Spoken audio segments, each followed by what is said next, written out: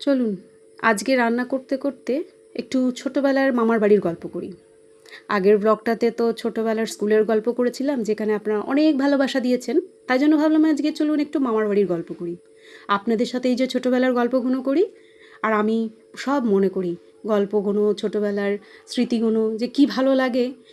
একা একা ঘরে বসে থাকি তো, গল্প করার তো লোক থাকে না, তাই ভাবি আপনাদের সাথেই একটু গল্প করি আর আপনাদেরকেও শেয়ার করি আমার ছোটোবেলার জিনিসগুলো। আমার মতন কে কে আছেন ছোটোবেলায় যে মামার বাড়ির কথা শুনলে, মানে যাওয়ার কথা শুনলে ঘুম খাওয়া সব উড়ে যেত? আমার কিন্তু উড়ে যেত। মানে মা যদি বলতো যে আজকে বিকেলে মামার বাড়ি যাব, মানে তখন সেই দিন না তো আমার খিদে পেতো না আমার ঘুম পেতো। মামার বাড়ি হার্ডলি আমাকে 2-3 দিন আমাকে ছুটি দিত আমার বাবা, যেহেতু আমার বাবা টিচার। ঘরে যদি 24 ঘন্টা টিচার আপনার সামনে ঘুরঘুর করে থাকে, তাহলে কি আপনি ছুটি পাবেন? ওই আমিও পেতাম না।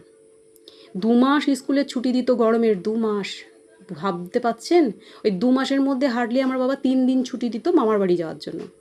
ঘোরার তো কোথাও জায়গা ছিল না, ওই মামার বাড়িই যেতাম। মামার বাড়ি বলতে গেলে বড় মামার কথাটা আগে বলি। বড় মামা আমার সবথেকে প্রিয় মানুষ, বন্ধুও বলতে পারেন। মানে যেহেতু আমি কেভির স্টুডেন্ট, মানে ইংলিশ আর হিন্দি পড়তাম, মানে বাংলাটা তো যেহেতু আমাদের সাবজেক্ট ছিল না, মানে আমাকে এই জন্য বড় মামা ম্যাডাম বলে ডাকতো। বড় মামার কথা বলতে গেলে শেষ হবে না। বড় মামার সব থেকে ভালো আমার মামা, আর আমাকে ভীষণ ভীষণ ভালোবেসেছে। বড় মামা এখন আমাদের কাছে নেই, ভগবানের কাছে চলে গেছে। আর এক হলো আমার দিদা, সেও নেই।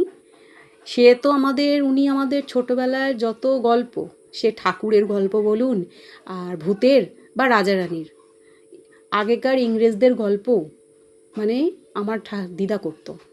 দিদার পাশে এই জন্য শুয়ে থাকতাম। দিদার মুখে গল্প শুনতে যে কি ভালো লাগতো। আর দিদার এই নরম নরম চামড়া, গায়ের জন্য স্কিনের, ওগুলোকে ধরে ধরে আমি, মানে কি বলবো, আরাম পেতাম খুব, জানেন। মানে টিপতাম আমি ওই নরম নরম চামড়াগুলোকে, টিপতাম আর গল্প শুনতাম, কি যে ভালো লাগতো আমার।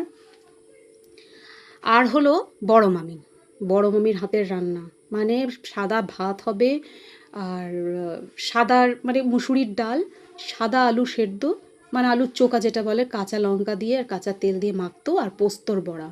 কী যে ভালো খেতাম আমি ওই বড় মামির হাতের রান্না, খুব খেতাম, মানে খুব ভালো লাগতো। কিন্তু ওই যে 3 দিন ছুটি, 3 দিন কি আর মামার বাড়ি ঘোরা হয় বলেন তো? মামার বাড়ি যাব 10 দিন 15 দিন থাকবো, তাহলে না।